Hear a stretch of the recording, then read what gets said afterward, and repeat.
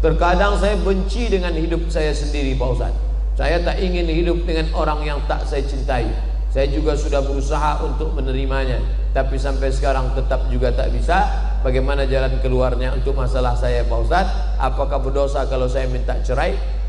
Ihtazza arsyur rahman, bergoncang tiang aras bagi perempuan yang minta cerai kepada laki-laki yang soleh, laki-laki yang baik. Andai engkau minta cerai dari dia, apa jamin dapat laki-laki yang lebih baik daripada dia? Apalagi laki-laki zaman sekarang, dia sholat, dia puasa, dia rajin berzikir, dia sholat ke masjid, ikut pengajian, orangnya baik. Apa yakin kamu akan dapat macam dia? Mau cari siapa lagi? Mau cari primus? Udah nikah.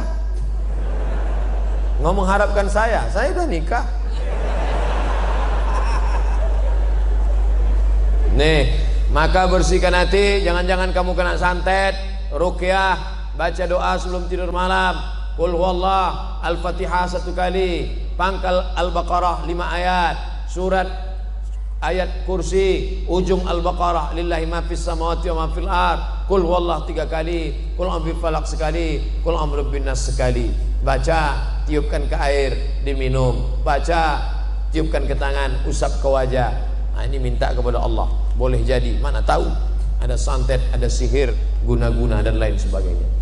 Semoga Allah beri ustadz selalu sehat, amin. Ada sebagian orang menganggap Rasulullah itu tidak buta huruf karena beliau pedagang. Buta huruf itu bukan nggak bisa ngitung. Ini orang nggak bisa mendefinisikan buta huruf. Buta huruf itu tidak bisa menulis, tidak bisa membaca, tapi ngitung dia hebat. Banyak kakek-kakek, mbah-mbah kita nggak bisa baca, nggak bisa tulis, tapi dagang hebat. Dia ngitungnya pakai sekian. Dia nggak bisa nulis, nggak bisa baca, tapi ngitung hebat. Dan Nabi Muhammad itu nggak bisa nulis, nggak bisa baca, bukan kerendahan, bukan kehinaan, justru itu mukjizat. Karena kalau dia bisa tulis, dia bisa baca, orang akan katakan, dia bisa tulis, bisa baca kan karena belajar dari orang Romawi, dia belajar dari orang Yunani. Tapi ini mukjizat. Dengan tidak bisa menulis, tidak bisa membacanya, maka dia itu wama yantiqu anil hawa. Dia tidak bicara mengikut hawa nafsunya. Nabi Muhammad tidak bisa tulis, tidak baca, yang ngomong bukan Ustadz, Allah. Mana ayatnya? Walladzi ba'atsa fil ummiyina. Dia yang sudah mengutus kepada orang-orang ummi, buta huruf, tak bisa tulis, tak bisa baca, rasulan minhum, seorang rasul minhum, dari jenis mereka. Dia tak bisa tulis, tak bisa baca, tapi bukan kehinaan bagi dia, bukan naqs, bukan ajiz, tapi justru kesempurnaan, mukjizat yang luar biasa. Banyak orang tak bisa baca tapi bisa hafal Quran. Imam Syafi'i belum bisa baca tapi hafal Quran. Karena Al-Quran bukan tulisan. Al-Quran bukan tulisan yang turun dari langit lalu dibaca. Tidak, Al-Quran itu suara.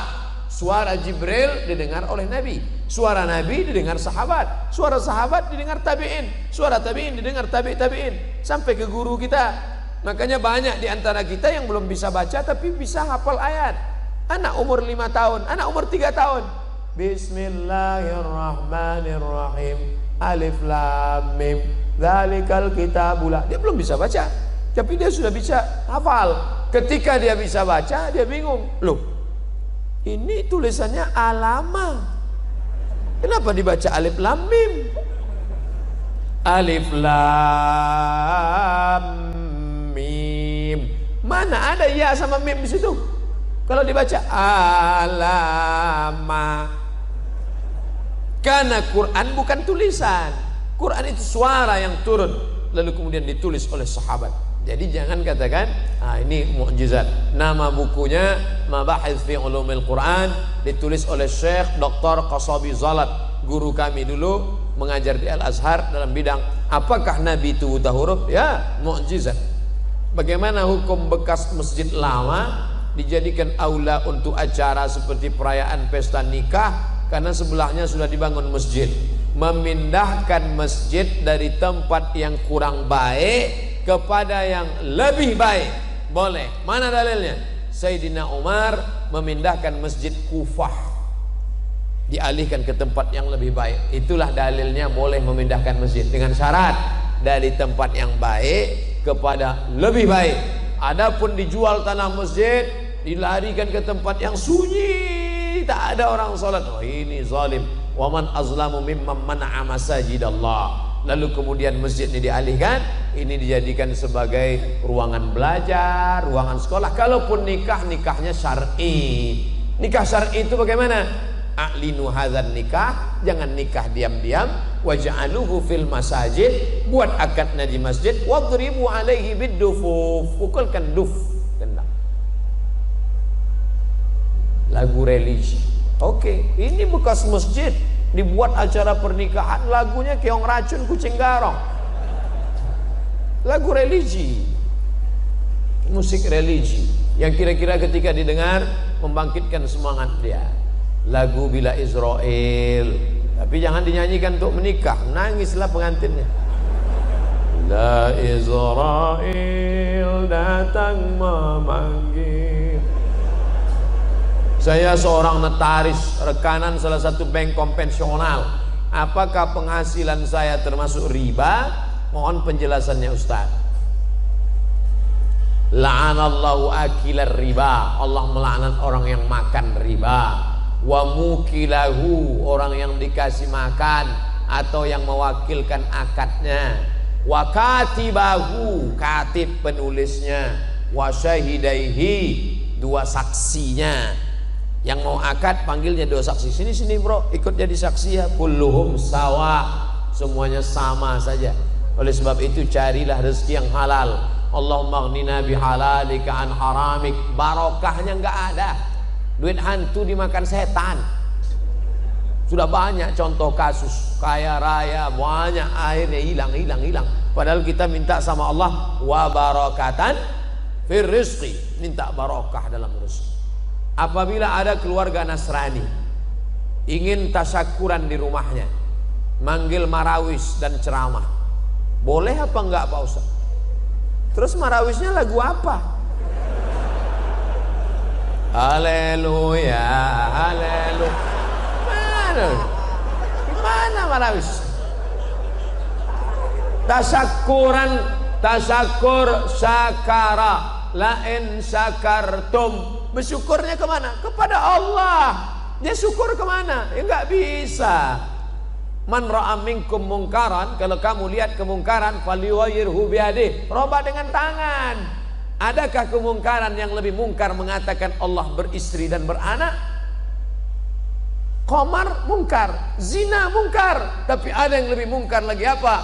Laqad kafara alladzina qalu innallaha salisu salasa. Mengatakan Allah tiga dalam satu, satu dalam tiga. Mestinya kamu nunjukkan dia, ini kamu ini salah, bukan membenarkan dia. Kalau ada orang nyasar, kamu harus kasih tahu, bapak nyasar. Kalau nggak sanggup, diam aja, silakanlah kau nyasar. Bukan malah dinyanyikan, kamu nyasar, kamu nyasar, kamu nyasar, nyasar kamu. Nggak benar kamu. Apakah bersentuhan dengan suami batal setelah wudhu? Mazhab Syafi'i batal. Oh, suami istri kan mahram. Mahramnya mahram karena nikah, bukan mahram karena syahwat. Kenapa dengan ibu dengan adik nggak batal? Kamu bersahwat dengan ibu kamu. Saya nggak bersahwat nengok istri saya Pak Ustadz. Nengok istri orang baru saya bersahwat. Bedakan mahram karena musyawarah, karena nikah, dengan mahram karena nasab. Dengan adik perempuan, dengan kakak perempuan, dengan ibu, dengan bibi, adik ibu, kakak ibu, itu mahramnya mahram muabbad sampai mati. Dengan istri ini kan karena nikah. Oleh sebab itu mazhab Syafi'i batal. Kenapa kawan saya yang dari Muhammadiyah mau berangkat kerja, dia salaman sama istrinya? Dalam hal ini Muhammadiyah pakai majelis tarjih. Majelis tarjih Muhammadiyah mentarjihkan mazhab Maliki. Kalau bersahwat batal, nggak bersahwat nggak batal.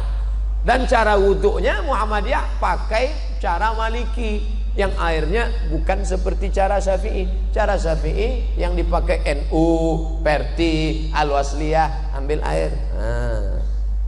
Habis itu ambil air lagi untuk telinga. Nah, itu kalau Maliki enggak, itu yang dipakai Muhammadiyah. Semua rambutnya basah satu kali nyambung ke telinga. Basah.